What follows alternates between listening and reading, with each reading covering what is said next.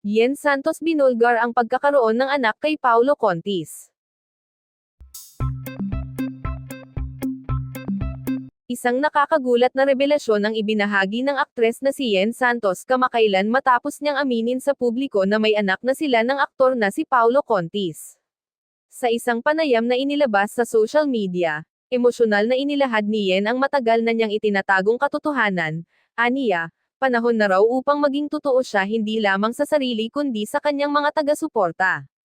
Hindi ko na kayang itago pa, gusto ko lang maging totoo.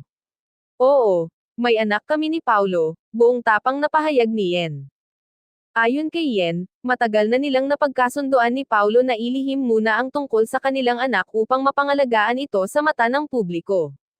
Ngunit sa dami ng usap-usapan at intriga, napagdesisyonan na nilang maging bukas na sa lahat. Ginawa namin yun para sa kapakanan ng bata, pero alam naming darating din ang panahon na kailangang aminin ang totoo, dagdag pa niya.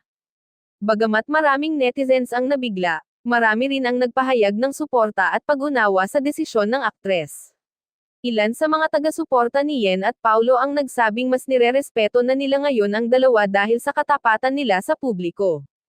Wala pa mang pahayag si Paulo Contis tungkol sa isyu, ngunit inaasahan ng marami na hindi na ito tatagal at siya rin ay magsasalita.